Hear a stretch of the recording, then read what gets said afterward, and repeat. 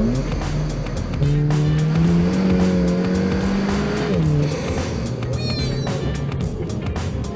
everyone, welcome to Jason Explains Things. We're continuing a short series all about my 2016 Volkswagen GTI, where we're doing some upgrades and mods that I've always wanted to do to my car for the past several years. I am considering selling my beloved GTI, and it's nothing against the car. It honestly has mostly to do with the fact that its value has skyrocketed recently, like a lot of other things out there. And I might go with something completely different as a daily driver and probably a lot less fast. In the last video, we installed the Volkswagen Racing cold air induction system. In this video, we're gonna be doing a full suspension refresh. We're gonna be using Bilstein B6 Performance shocks and struts, and we're gonna be doing the front, and the rear, and we're gonna be also upgrading hardware and other various parts as we go. Now, the steering and suspension in the GTI is amazing. By far the best handling car I've ever owned. And frankly, that's not even close. What about the Thunderbird? I missed the 1995 Ford Thunderbird LX, Chris. It's a sore subject that I wish you wouldn't bring up. Cash for clunkers. Cash for clunkers!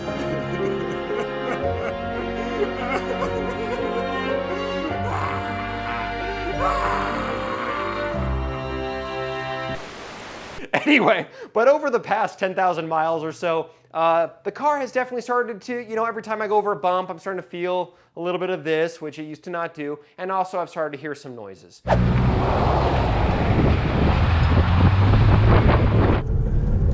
There you go, it's that back forth thing. Pretty good. It's so German. It's so German, Chris. Bilstein, fuck schnell, and so forth.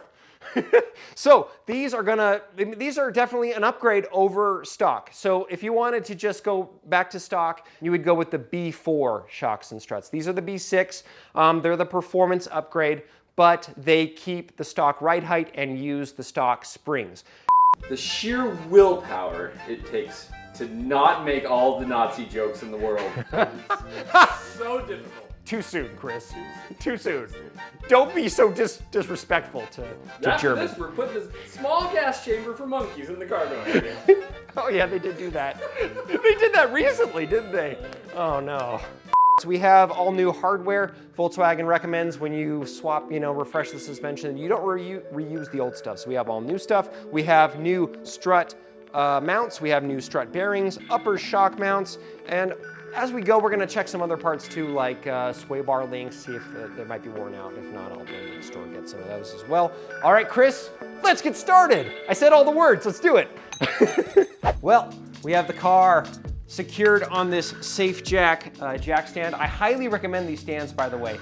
I've used them in several videos. You might have seen them before. I highly recommend it. Not affiliated or sponsored by any company in this video at all, but I just like them. Well, we got our new shock from Bilstein. We have our new upper shock mount from Volkswagen. You're gonna want to remove your wheel well liner to get access to everything. Let's tear this apart. First off, we need to raise this lower arm with a jack and support it here. Then we removed our lower shock bolt right here.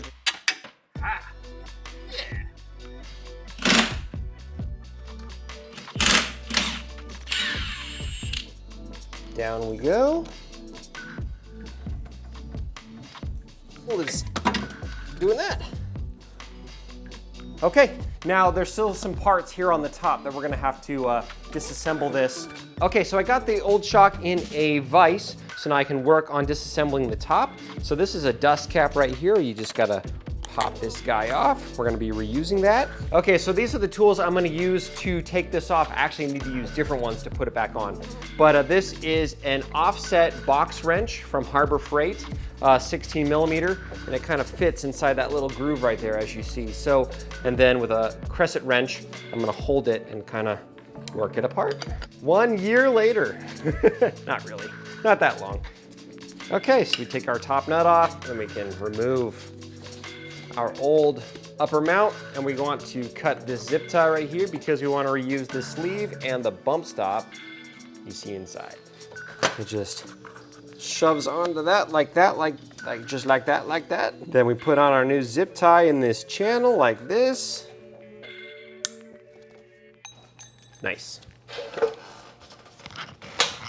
Okay, so here's our new nut we need to install, but as you can see, the top of this shock is different because it has a slot for an Allen wrench, and then I can tighten this down, which is really cool. But unfortunately, I discovered this a little earlier. When I'm tightening this down with this box end wrench, it does not allow me to tighten it down all the way, so I ended up having to go and get a different tool. And that new tool is this right here. This is a pass-through wrench. So as you can see through it, which is nice. So you have access to the tops of things.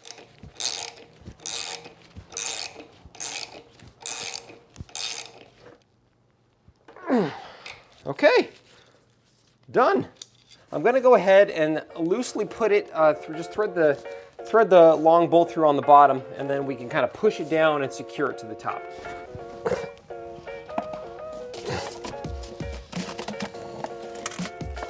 Okay, so our top bolts are now in. I also used a little bit of Permatex orange thread locker.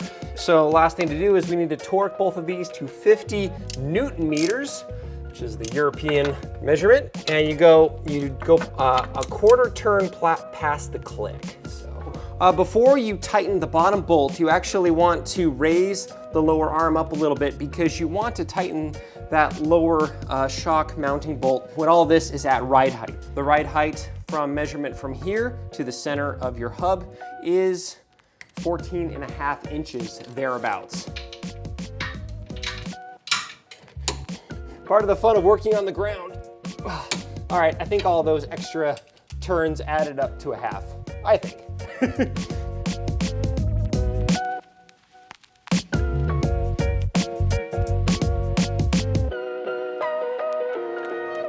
All right, well, we got the back of the car all done. Time to start working on the front. I've already done the driver's side off camera. So doing the back of the car, those shocks was pretty darn easy, right? The front is a different story. You're gonna be disassembling, you're gonna be removing the strut assembly, right? You're gonna have to disassemble and then reassemble the strut assembly. The way that the strut connects to the steering knuckle on Volkswagens is more complicated than any other car I've actually done in the past. There's this whole issue with the steering knuckle, how you have to spread it apart and then put it back together again, and you have to hit things with hammers, and it's not easy. It is definitely frustrating. Okay, time to unbox this brand new strut.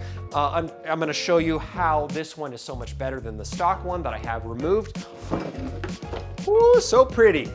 Okay, here is our new front strut. Here is our original strut off the other side. We'll compare these here in just a second. Also, what's this? It's another one. It's another strut with some scratches on it. What the heck is going on? Hey everybody, Editor Jason here. The day I recorded the suspension stuff, I told the story about that extra part, and it took 3 to 5 minutes, so I'm gonna make this way shorter for you. Long story short, be careful when you order parts off of eBay. This is the actual listing right here. Only use part numbers, and hopefully you can see like a picture of those part numbers too to make sure that things are correct. Because if the seller, puts in something in the description that's incorrect, or if they put the wrong information in the eBay listing, then the compatibility feature that eBay has will be incorrect as well. The eBay seller 5star007 sits on a throne of lies. I can verify that for you. eBay's great, but if you're trying to save yourself some money, you really want to make sure that everything is correct, because trying to save yourself some money might end up costing you extra hundreds of dollars, especially if you're outside of the return window. So anyway, that's a little warning for you. Back to the video. Let's look at these two struts. First off, you can really tell that the diameter of the top of the shock here is way different. This is much thicker. Also, this has an internal bump stop, while this one has an external one. It's kind of easy at the beginning, and then it gets difficult, like that right there. You can kind of see that. With this one though, it's more difficult to compress from the beginning, and it's consistent all the way down until I think I'm hitting the bump stop there. Let's briefly talk about tools. All right, so we got some stuff on here and that we're gonna use again like we used on the back, like we got our metric wrenches, metric sockets, that kind of thing. You're going to need a hex bolt set. You're going to need a triple square set. This one on Amazon is really affordable, a little more affordable than local options that I found, so I'll link that below. Also, you're gonna have some special sockets like this 21 and this 22 millimeter so that you can loosen and also tighten that top strut bolt that goes actually right into the strut itself. This is a McPherson strut spring compressor set. You have two for the different sides. I'll show you how to use these. You're gonna need some special tools to spread the steering knuckle apart so you can get that old strut out and get the new one in. These are spreading steering knuckle spreading bits that go on to a 1/2-inch wrench. You wedge them in there, turn a quarter turn, and that's supposed to widen it up enough so you can get that strut out. These worked okay. Another option to do that, and I'm not going to go over this too much because honestly this did not work very well for me, is using a 1/4-inch ratchet, shoving that in there, doing a quarter turn, and that's supposed to widen it up enough. But I found that just chewed the metal up and it did not get it wide enough in most circumstances for me, but this is an option. And finally, another option is to use a 12-inch wrecking bar and a hammer to spread the knuckle apart. I've seen that work online really well.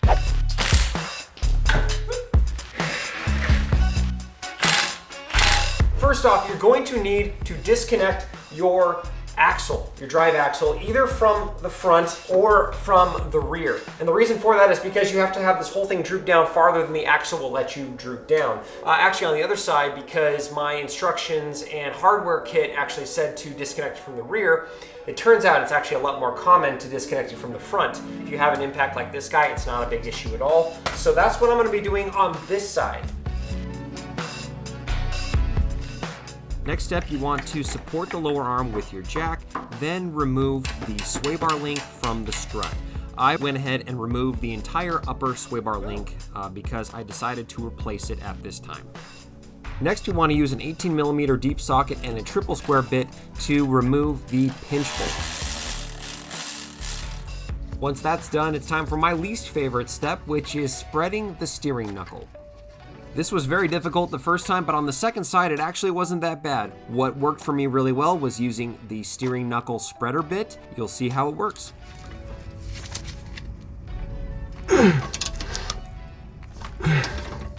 Okay. Hey, that worked pretty good. Okay, cool. So what we do is we just leave that in there like that. And now we can disconnect our lower ball joint nuts. Cool. Next, remove the 10 millimeter bolt that holds your brake lines in place. You're gonna need that loose so that you have clearance to move things around. Now it's time to remove the front connection of the axle to the hub. So we're going to loosen this bolt up all the way.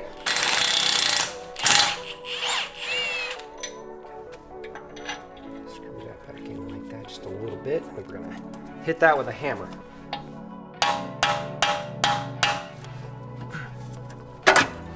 It's easy. Okay. We had a little bit of issue getting the axle that goes into the front here loose because since the car was assembled back in 2016. We did the trick with the bolt. That did work great, but it didn't get enough out. So what I used was a very, very tight fitting 17 millimeter socket, deep socket, and that tapped it out the rest of the way. This is such a tight clearance that it wasn't messing with any of the teeth. So that is what I got to do that. So now the back is totally disconnected. We can drop it down the rest of the way, get our strut out. What do you guys think about Weed Whacker line? Line that's designed to break under too much stress. Hey, I don't like your tone, Chris. Let's try tapping this down again a little bit. Oh, okay, yeah, that's working. We're gonna have to move the spreader again because it's about to hit the tab in the back. But we're almost there. Okay, we've hit the tab in the back. Okay, I'll remove this and move it down. We should be good to go. Yeah, like I said last time, I had luck with a combination of tools. So far, I'm having a lot of good luck with this Amazon knuckle spreader. Just having to move it in a couple different spots because there's this tab in the back. You'll see. Is that it? Can't. Okay, I think that's it. Oh, this is so much easier than the last time, you guys. Hey! Praise Anubis.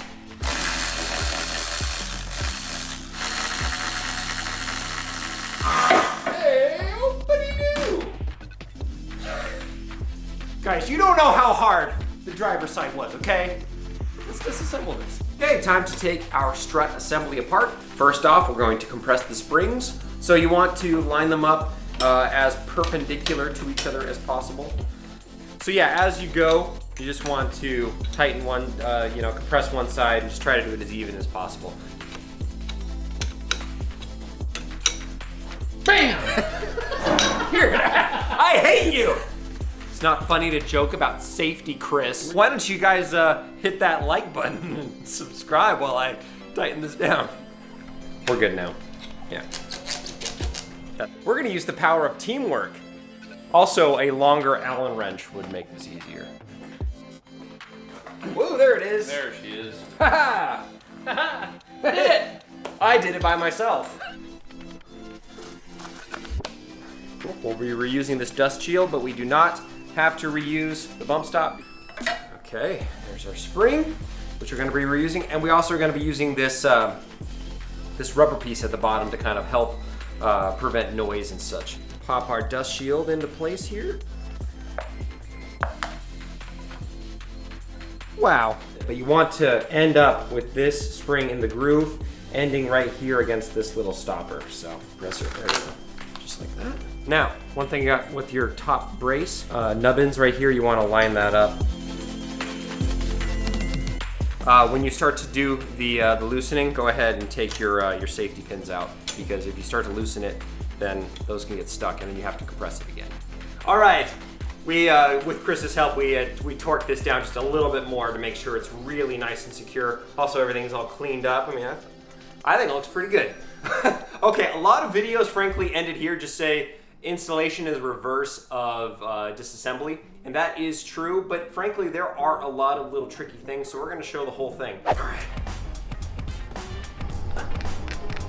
Okay, now that we have our strut secured to the top, we now need to drop our steering knuckle and all this down again so we can fit the base of the strut into the steering knuckle. So we got the base in, we have the tab in the back lined up. We got the jack, the base of the rotor here to support everything, and also use my brass hammer and actually hammer a little bit on the base of the steering knuckle, and we just need to slide this up to about here. We're in the home stretch now. Ladies and gentlemen, we did it.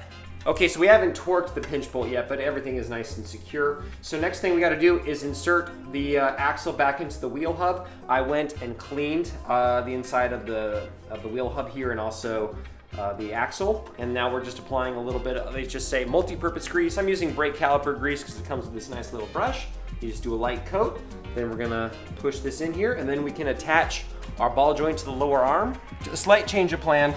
The tip is barely in there, but it isn't lined up with the teeth yet, but I'm not gonna force it because that'd be a very bad idea. So what we're gonna do next is, with Chris's help, I'm gonna set the camera on a tripod, we're gonna get the lower ball joint back on the arm. We've got the 3 bolts through the arm, but we're not able to have it seat all the way down to tighten that up. But while we were jostling that, we did get the axle actually to fit right in nicely, and the teeth are now lined up. This whole assembly is too far out. We're going to take a piece of wood and just lightly tap on here, which should then allow us to attach our lower ball joint. We're gonna come back and torque everything a little bit. So, FYI.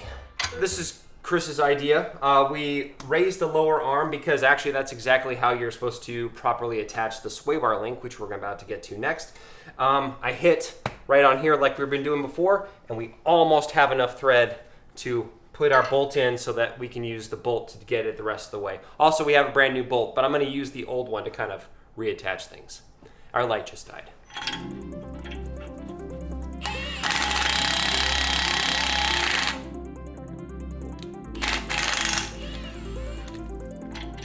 Nice job. Nice job, everybody. This one's shinier looking, so. We torque it to 148 foot-pounds, but we'll do that once it's on the ground.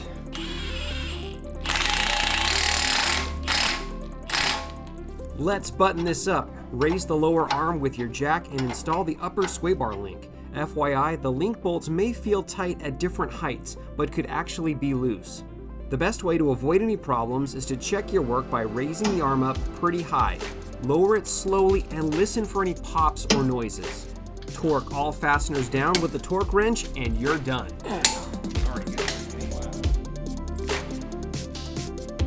Well, hey there everybody, it's been about a week since we finished the suspension. Was it a worthwhile upgrade? In general, I would say yes. It is now back to handling just like it did 5 years ago when it was brand new, which is exactly what I wanted. I would say maybe it's 10% firmer. You know, the car is super planted as we go around this corner right here. The car stays nice and flat. So if a suspension upgrade is on your list, I would encourage you to go ahead and spend the extra money and go with the B6 Bilsteins over the B4s, because that little bit of extra performance, I think, is totally worth it. Now, after I got all this done, the next morning, I went and got my car professionally aligned at a local shop, had them check all my work for peace of mind. I have not made my final decision whether or not to keep the GTI or sell her.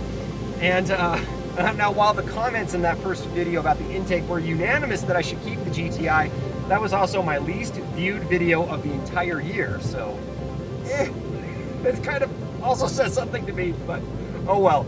Either way though, my friends, this car is the best daily driver car I think you could ever ask for. It's just, it does everything so well. There's so much interior space, it's so much fun to drive, it's reliable, it's beautiful. So whether I keep her or sell her, you know, whoever it is, this car is going to be carving up back roads for years to come. So until next time, everyone, God bless, drive safe, and don't forget to do it yourself. Left or right? Let's go left.